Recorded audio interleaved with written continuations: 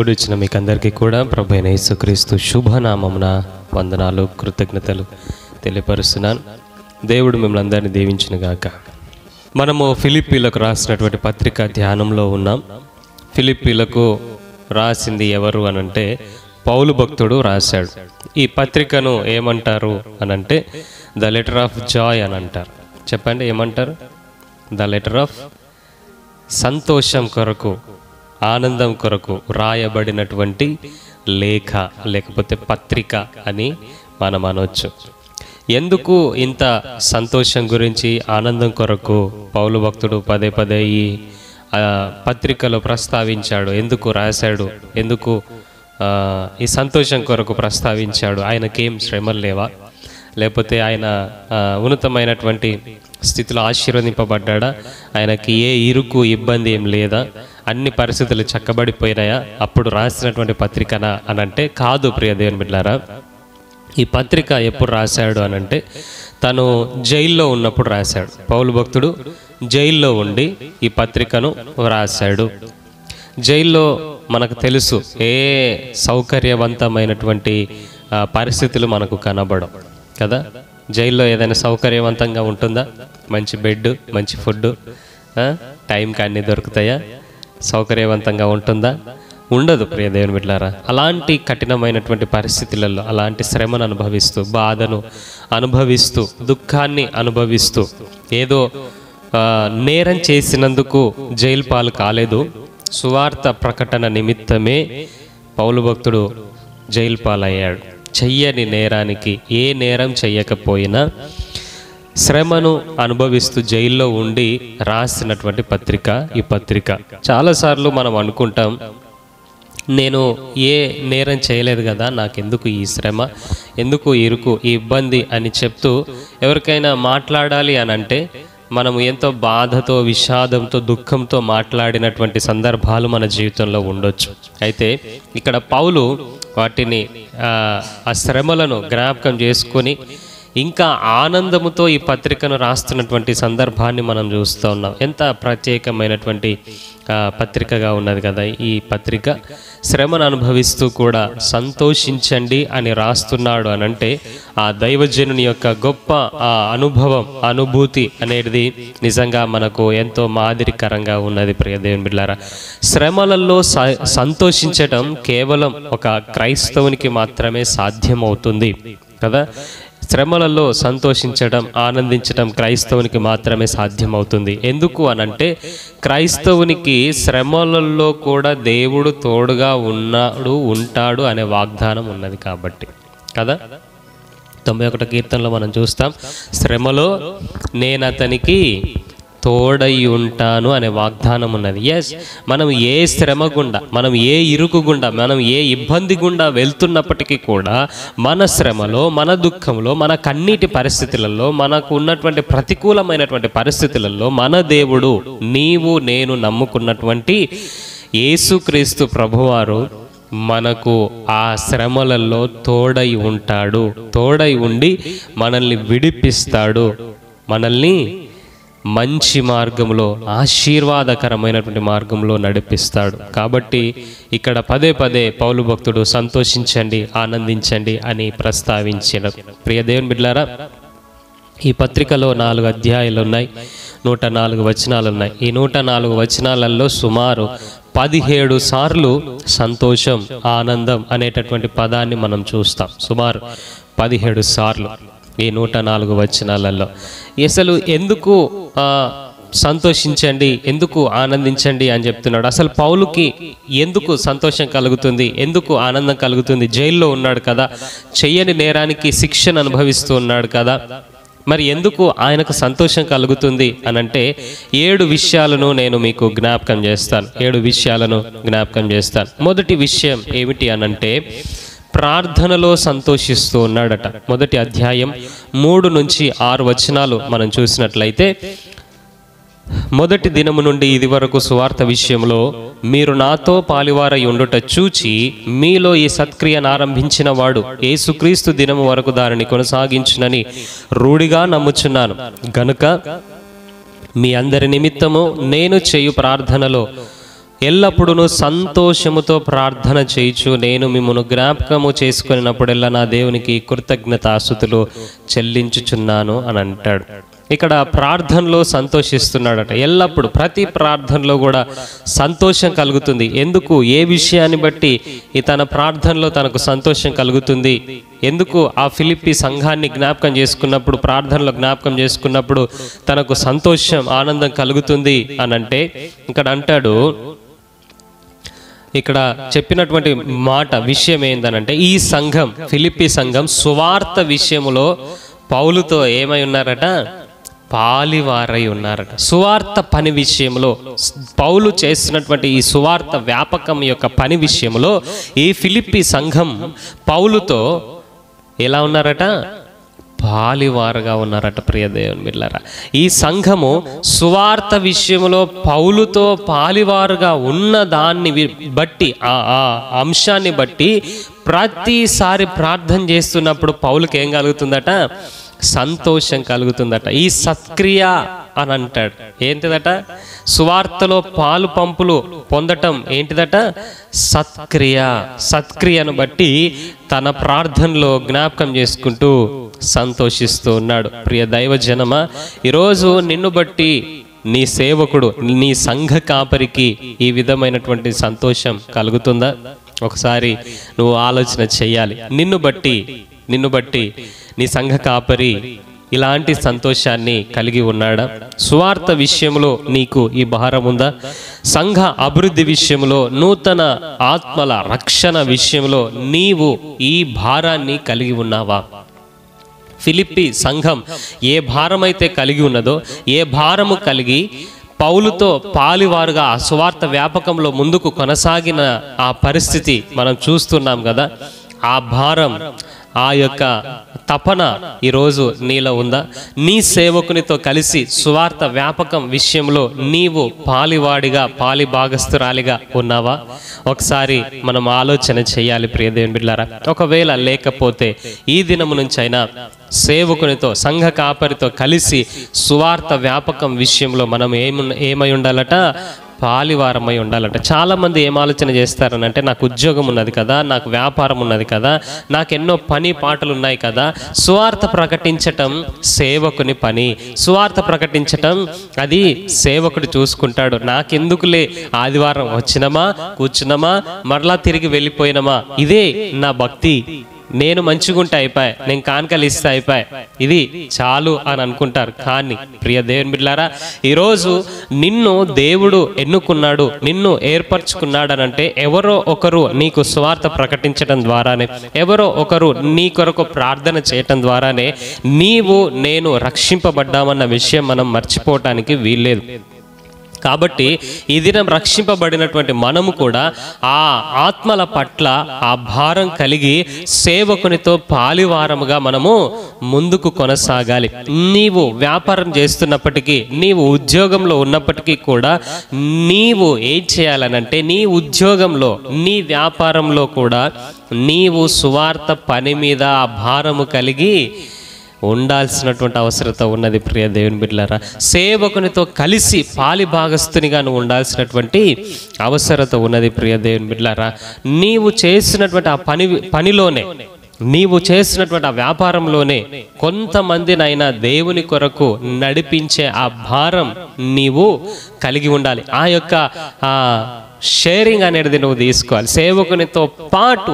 సేవకునితో పాటు సంఘము ఈ యొక్క భారాన్ని భరించాల్సినటువంటి అవసరత ఉన్నది. ప్రియ దేవుని బిడ్డలారా, ఈ భారం 1-2 రోజులతో ముగిసేది కాదు. కానీ ఎప్పటి వరకు ఉండాలట? క్రీస్తు రాకడ వరకు. ఒకరోజు ప్రకటించాను కదా, ఒకరోజు చేశాను కదా, ఒక 2-3 రోజులు వెళ్ళాను కదా, లేదు ప్రియ దేవుని బిడ్డలారా, ఎప్పటి వరకు ఉండాలట? క్రీస్తు రాకడ వరకు కూడా ఈ భారాన్ని కలిగి ఉండాలి. సువార్త ప్రకటించటం అంటే కరపత్రికలు పంచటం మాత్రమే కాదు. నేను ఉద్యోగంలో ఉంటాను కదా, సేవకుడు అంటే ఉద్యోగం ఏమి ఉండదు కాబట్టి కరపత్రికలు పట్టుకొని పొద్దున్నే లేస్తే పోతాడు, నాకు అట్లా కుదురుతుందా అని అనుకోవటానికి వీల్లేదు. సువార్త ప్రకటించటం అంటే కేవలం కరపత్రికలు పంచి ఏసే యేసే నిజమైన రక్షకుడు, నమ్ముకోండి అని వీధి వీధికి వెళ్ళి చెప్పటం మాత్రమే కాదు ప్రియ దేవుని బిడ్డలారా. సువార్త అనంటే నీవు చేసినటువంటి ఉద్యోగంలో, నీవు చేసినటువంటి వ్యాపారంలో, నీవు ఉన్నటువంటి స్థలములో నీవు ఇతరులను ప్రభావితం చేసేటటువంటి జీవితాన్ని, జీవన విధానాన్ని కలిగి ఉండటమే నిజమైన సువార్త. నిజమైన సువార్త. ప్రియ దేవుని బిడ్డలారా, ఈరోజు నువ్వు చేసినటువంటి ఉద్యోగంలో ఎంతమందిని నీవు దేవుని కొరకు ప్రభావితాన్ని చేస్తున్నావు? నీ జీవితం ద్వారా, నీ వ్యాపారంలో ఎంతమందిని నువ్వు ప్రభావితం చేస్తున్నావు? ఒకసారి ఆలోచన చేయాలి.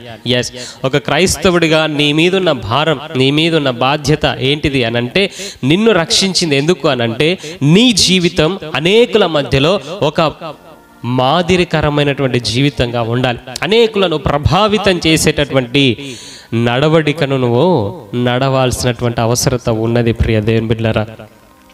ఎప్పుడైతే సంఘం ఈ బాధ్యత, ఈ భారాన్ని తీసుకుంటుందో అప్పుడు అంచెలంచెలుగా సంఘం ఎవరిది? సేవకుంది కాదు ప్రియ దేవుని బిడ్డలారా. ఎప్పుడు కూడా మనం ఆలోచన కలిగి ఉండటానికి వీల్లేదు. ఈ సంఘం ఆయనది కదా, ఈ సంఘం సేవకుంది కదా, ఈ సంఘం సేవకురాలిది కదా. లేదు ప్రియ దేవుని బిడ్డలారా.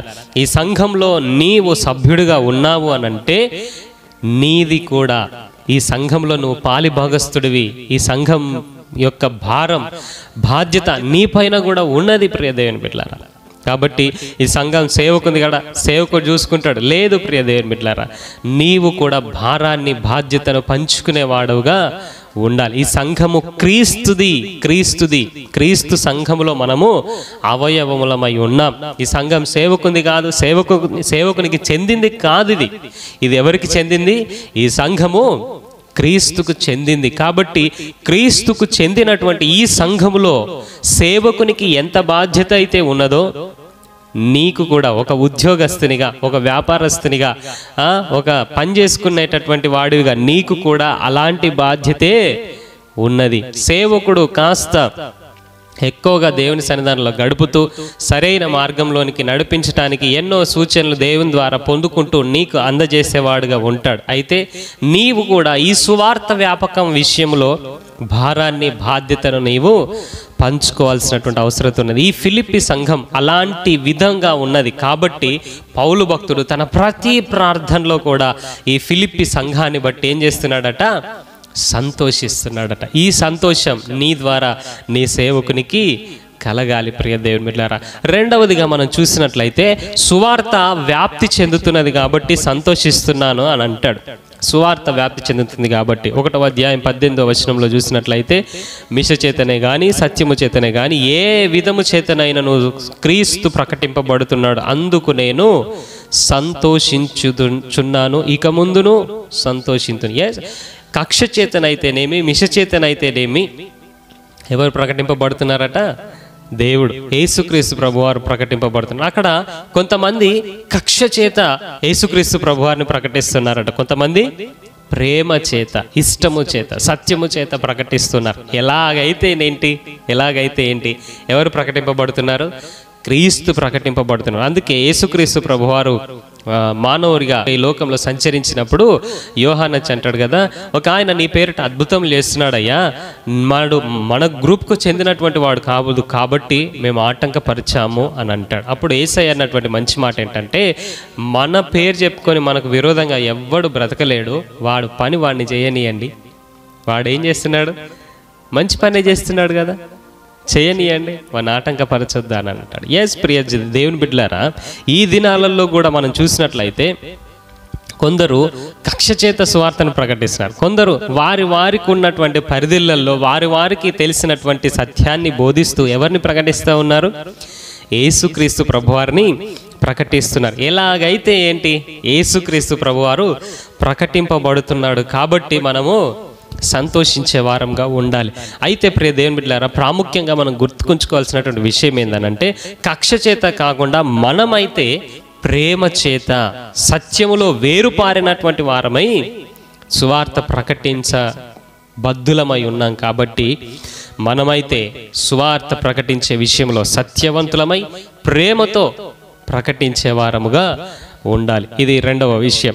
మూడవ విషయం ఏంటిది అనంటే, దేని బట్టి పౌలు సంతోషిస్తున్నాడు అని అంటే ఐక్యతను బట్టి సంతోషిస్తున్నాడట. 2వ అధ్యాయం 2వ వచనంలో చూసినట్లయితే, మీరు ఏక మనస్కులగునట్లుగా ఏక ప్రేమ కలిగి ఏక భావము గలవారుగా ఉండి ఒక్కదాని అందే మనస్సుంచుచు నా సంతోషమును సంపూర్ణము చేయుడి అని అంటాడు. ఎందుకు సంతోషం అనంటే ఐక్యతను బట్టి సంతోషం. సంఘములో నిజంగా ఐక్యత అనేటటువంటిది చాలా ప్రాముఖ్యమైనది ప్రియ దేవుని బిడ్డలారా. ఐక్యత లేకుండా మనము ఏమి చేయలేం. ఐక్యత లేకుండా ఏమి చేయలేం. నీవు క్రీస్తుతో ఐక్యపరచబడి ఉండాలి.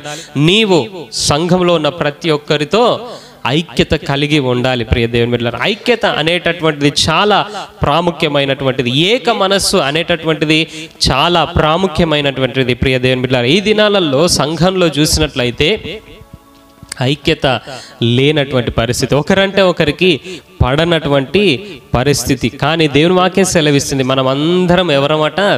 క్రీస్తు శరీరములో అవయవములమై ఉన్నాము. కాబట్టి ఒక్క శరీరములో అవయవములు అన్ని కలిసి ఏ విధంగా పనిచేస్తాయో మనము అలాంటి ఐక్యతను కలిసి మనం ఏం చేయాలి? పని చేయాలి. ఒక్క శరీరంలోని అవయవాలు ఒకదానికి మరొకటి ఏనాడు కూడా వ్యతిరేకంగా పనిచేయం. చేస్తాయా అండి? మీ శరీరంలో ఉన్నటువంటి అవయవాలు ఒక అవయవానికి వ్యతిరేకంగా ఇంకొక అవయవం లేస్తుందా చెప్పండి? వ్యతిరేకంగా ఉంటుందా? ఉండదు ప్రియ దేవుని బిడ్డలారా. ఈ దినం సార్వత్రిక సంఘంలో ఉన్నటువంటి మనం అందరము కూడా ఎవరం చెప్పండి? క్రీస్తు శరీరంలో అవయవములమై ఉన్నాం. అవయవములమైనటువంటి మనము ఒకరికి ఒకరు వ్యతిరేకంగా ఉండకుండా కలిసి ఐక్యత కలిగి ఏక మనస్సుతో మనము ఏక భావముతో కనుక ముందుకు కొనసాగినట్లయితే, పౌలు భక్తుడు ఫిలిప్పీ సంఘాన్ని బట్టి ఏ విధంగా సంతోషించాడో మనల్ని బట్టి పరిశుద్ధాత్మ దేవుడు సంతోషిస్తాడు. కాబట్టి ప్రియ దేవుని బిడ్డలారా, మనం గుర్తుకుంచుకోవాలి. ప్రతిసారి మనం బలలో పాలుపంపులు పొందుతాం కదా, ఒక్క శరీరంలోనే కదా, ఒక్క పాత్రలోనిదే. కాబట్టి మనము ఏక శరీరమై ఉన్నామన్న విషయాన్ని మనం మర్చిపోకుండా ఐక్యత కలిగి ఏక భావము కలిగి ఏక మనస్సు కలిగి మనము ముందుకు కొనసాగాల్సినటువంటి అవసరత ఉన్నది. ఈ ఐక్యత గనక లేకపోతే అపవాది మన మీద దాడి చేసి మనల్ని ఒక్కొక్కరినిగా మృంగే అవకాశం ఉంటుంది. కాబట్టి మనము ఐక్యత నుండి తొలగిపోకూడదు. ఐక్యత కలిగి ముందుకు కొనసాగాలి ప్రియ దేవుని బిడ్డలారా. ఇది 3వ విషయం. 4వ విషయం ఏమిటి అనంటే, శ్రమల మధ్యలో కూడా సంతోషిస్తున్నాను అని అంటాడు. 2వ అధ్యాయం 17వ వచనాన్ని మనం చూసినట్లయితే, మీ విశ్వాస యాగములోను దాని సంబంధమైన సేవలోను నేను పానార్పణముగా పోయబడినను, నేను ఆనందించి మీ అందరితో కూడా సంతోషిస్తున్నాను అని అంటాడు. పైన వచనాలు మనం చూసినట్లయితే వారు ఎక్కడ ఉన్నారు అనంటే వక్రజనము మధ్యలో ఉన్నారట. వక్రజనము మధ్యలో ఉన్నప్పటికీ కూడా వారు ఎలా ఉన్నారనంటే నిరపరాధులుగా, నిష్కలంకులుగా, అనింద్యులుగా ఉన్నారట. ఈ దినం మనము కూడా ఎలాంటి ప్రజల మధ్యలో ఉన్నప్పటికీ కూడా మన పవిత్రతను, మన భక్తిని మనము కాపాడుకుంటూ దేవుని కొరకు నిలబడాల్సినటువంటి అవసరత ఉన్నది. ఇక్కడ మనము ప్రాముఖ్యంగా గుర్తుంచుకోవాల్సినటువంటి విషయం ఏంటంటే, శ్రమలలో కూడా సంతోషించటం అనేది మనము నేర్చుకోవాలి. ఎందుకు అనంటే ఈ శ్రమలు మనల్ని నాశనానికి గురి చేసేటటువంటివి కాదు, నాశనానికి తీసుకెళ్లేటటువంటివి కాదు. ఈ శ్రమలు మనల్ని ఏం చేస్తాయనంటే షైన్ చేస్తాయి. ఈ శ్రమలు మనల్ని ఏం చేస్తాయనంటే క్రీస్తు స్వారూప్యంలోనికి మనల్ని నడిపిస్తాయి. ఈ శ్రమలు మనకు రేపటి దినమున దేవుని సన్నిధానములో గొప్పతనమును, ఘనతను, కీర్తిని, మేలును మనకు కలుగజేస్తాయి. అందుకే భక్తులు అంటారు కదా, అగ్ని వంటి మహాశ్రమలను బట్టి మీరు ఏదో జరుగుతుందని మీరు తొందరపడాల్సినటువంటి అవసరత లేదు. ఎందుకు అనంటే రేపటి దినమున అవి మీకు మేలుగా మారుతాయి. రేపటి దినమున అవి మీకు ఘనతను కలగజేస్తాయి. రేపటి దినమున అవి మీకు కీర్తిని, దేవుని ఎదుట మెప్పును కలగజేస్తాయి. కాబట్టి ఏ శ్రమ అయినప్పటికీ సరే, నువ్వు ఎలాంటి ప్రజల మధ్యలో ఉన్నప్పటికీ సరే, నీ భక్తిని, నీ పవిత్రతను నువ్వు కాపాడుకుంటూ శ్రమల మధ్యలో కూడా సంతోషించటం నువ్వు నేర్చుకున్నట్లయితే నిన్ను బట్టి పరిశుద్ధాత్మ దేవుడు కూడా సంతోషిస్తాడు. ఆయన అంటాడు, 10 దినములు మీకు శ్రమ కలుగుతుంది, ఆ తర్వాత మీకు యుగ యుగాలు కూడా మహిమ, సంతోషం మీకు కలుగుతుంది. కాబట్టి ప్రియ దేవుని బిడ్డలారా, ఈ చులకని శ్రమలను బట్టి, ఈ క్షణికాలంలో, ఈ కొంతకాలము కలిగేటటువంటి శ్రమలను బట్టి మనము కృంగిపోవటానికి వీలు లేదు. అందుకే ఇక్కడ అంటాడు పౌలు భక్తుడు, శ్రమల మధ్యలో కూడా సంతోషిస్తున్నాడట. ప్రియ దేవుని, అది క్రైస్తవులంగా మనము నేర్చుకోవాలి. 5వ విషయాన్ని మనము ఆలోచన చేసినట్లయితే, దేవునిలో ఆనందిస్తున్నాను అని అంటాడు. 3వ అధ్యాయం 1వ వచనం, 4వ అధ్యాయం 4వ వచనంలో చూసినట్లయితే, మెట్టుకు నా సహోదరులారా ప్రభువునందు ఆనందించుడి, అదే సంగతులను మీకు రాయటం నాకు కష్టమైనది కాదు, అది మీకు క్షేమకరం. ఎల్లప్పుడూ ప్రభువునందు ఆనందించుడి, మరలా చెప్పుదును ఆనందించుడి అని అంటాడు. ఎవరిలో మనం ఆనందించాలి? దేన్ని బట్టి మనం ఆనందించాలి అనంటే, మనము ఆనందించటానికి, సంతోషించటానికి ఏది లేదు ప్రియ దేవుని బిడ్డలారా. మనము ఎవరిలో ఆనందించాలి, ఎవరిలో సంతోషించాలి అనంటే, ప్రభువును బట్టే ఆనందించాలి, ప్రభువులోనే సంతోషించాలి. ప్రియ దేవుని బిడ్డలారా, మన ఆనందం, మన సంతోషం దేవుని బట్టి ఉండాలి, దేవునిలో ఉండాలి. లోకంలో దేనిని బట్టి కూడా మనం సంతోషించడానికి వీలు లేదు. ఎన్నో విషయాలు, ఎన్నో సంగతులు లోకంలో మనకు కొంత ఆనందాన్ని కలిగించవచ్చు, కానీ శాశ్వతమైన ఆనందాన్ని, నిజమైనటువంటి ఆనందాన్ని మనకు కలిగించేది ఏంటిదనంటే, దేవునిలోనే మనకు నిజమైన ఆనందం, దేవునిని బట్టే మనకు నిజమైన ఆనందం. లోకంలో దేన్ని బట్టి కూడా నిజమైన ఆనందం మనకు దొరకదు ప్రియ దేవుని బిడ్డలారా. అందుకే కీర్తనకారుడు అంటాడు కదా 20వ అధ్యాయం 7వ వచనంలో, కొందరు రథములను బట్టి, కొందరు గుర్రములను బట్టి అతిశయపడుదురు, మనమైతే దేవుడైన యెహోవా నామమును బట్టి ఏం చేయాలట? ఆనందపడాలి, అతిశయపడాలి. ప్రియ దేవుని బిడ్డలారా, మనము ఈ లోకంలో దేన్ని బట్టి అతిశయపడటానికి వీల్లేదు, దేన్ని బట్టి ఆనందించడానికి వీల్లేదు. మన అతిశయము, మన ఆనందము, మన మహిమ, మన కిరీటం ఏదైనా ఉన్నది అని అంటే అది మన ప్రభువే, మన క్రీస్తే. అంతకు మించి ఇంకెక్కడా మనం ఆనందించలేం, ఎందులో కూడా ఆనందం దొరకదు. ప్రియ దేవుని బిడ్డలారా, నువ్వు కోట్లు సంపాదించిన, నీకు ఏ రాజభోగాలున్నా, నీకు ఏవి ఉన్నప్పటికీ కూడా క్రీస్తు లేకపోతే ఆనందము, సంతోషం అనేది లేదు. కాబట్టి క్రీస్తులో మనం ఆనందించే వారముగా ఉండాలి. 6వదిగా మనం చూసినట్లయితే, మిమ్మును బట్టి సంతోషిస్తున్నాను అని అంటాడు. ఫిలిప్పి సంఘాన్ని బట్టి పౌలుకి సంతోషం ఉందట. 4వ అధ్యాయం 1వ వచనంలో చూసినట్లయితే, నేను అపేక్షించిన ప్రియ సహోదరులారా, నా ఆనందము నా కిరీటమునై ఉన్న ప్రియులారా, ఇట్లు ప్రభువునందు స్థిరులై ఉండండి అని అంటాడు. ఎస్, ఈ ఫిలిప్పి సంఘాన్ని బట్టి పౌలు సంతోషిస్తున్నాడట. ఎందుకు అనంటే, ఫిలిప్పి సంఘం తనతో, ఇప్పుడు ఇంతకుముందు మనం ధ్యానం చేశాం కదా, ఎంతో పాలిభాగస్తులుగా ఉన్నారు, తన విషయంలో బాధ్యత కలిగినటువంటి వారుగా ఉన్నారు. కాబట్టి ఈ ఫిలిప్పి సంఘాన్ని బట్టి సేవకుడిగా, సంఘ కాపరిగా పౌలుకి ఎంతో ఆనందం. అదేవిధంగా తెస్సలోనికైల రాసిన మొదటి పత్రిక 2వ అధ్యాయం 19-20 వచనాలు చూసినట్లయితే, మా నిరీక్షణను, మా ఆనందము, అతిశయ కిరీటము ఏది? మన ప్రభు అయిన యేసు రాకడ సమయమున ఆయన ఎదుట మీరే కదా, నిశ్చయముగా మీరే మా మహిమయు ఆనందమునై ఉన్నారని అంటాడు. ఒక సంఘం గురించి భక్తుడు, సేవకుడు, కాపరి ఇస్తున్నటువంటి సాక్ష్యం ఇది. ప్రియ దేవుని బిడ్డలారా, ఈ దినం నువ్వు ఒకసారి ఆలోచన చేయాలి, నీ సంఘ కాపరి నిన్ను బట్టి ఈ యొక్క సాక్ష్యాన్ని ఇవ్వగలుగుతాడా?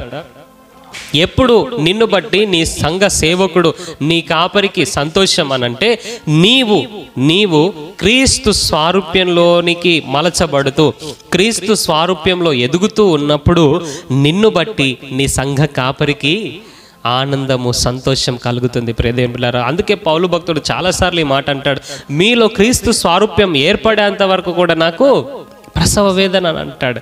ఇక్కడ అంటాడు, మిమ్ములను బట్టే నాకు సంతోషం, మా అతిశయ కారణం మీరే, మా కిరీటం మీరే అని అంటాడు. ఎప్పుడు అనంటే, సంఘం క్రీస్తు స్వారూప్యంలోనికి మలచబడినప్పుడు. ఈ దినం మనం ఆలోచన చేయాలి, మన ద్వారా మన సంఘ సేవకునికి, కాపరికి ఆనందాన్ని కలిగిస్తున్నామా? లేకపోతే మన బ్రతుకులను మార్చుకుంటూ క్రీస్తు స్వారూప్యంలోనికి మలచబడుతూ ఉన్నట్లయితే మనల్ని బట్టి మన సంఘ కాపరికి, పరిశుద్ధాత్మ దేవునికి సంతోషం కలుగుతుంది. ఇది 6వది. 7వది చివరిదిగా మనం చూసినట్లయితే, ఫిలిప్పి సంఘము పౌలు జైల్లో ఉన్నప్పుడు పంపినటువంటి బహుమానాలను బట్టి సంతోషిస్తున్నాను అని అంటాడు. 4వ అధ్యాయం 10వ వచనం నుంచి 20 వచనాల వరకు మనం చూసినట్లయితే, నన్ను గురించి మీరిన్నాళ్లకు మరలా యోచన చేయసాగితిరని ప్రభునందు మిక్కిలి సంతోషించి తిని, ఆ విషయంలో మీరు యోచన చేసి ఉంటిరి కానీ తగిన సమయం దొరకకపోయినని చెప్తూ 18వ వచనంలో అంటాడు, నాకు సమస్తమును సమృద్ధిగా కలిగి ఉన్నది, మీరు పంపిన వస్తువులు ఎపఫ్రోదితు వలన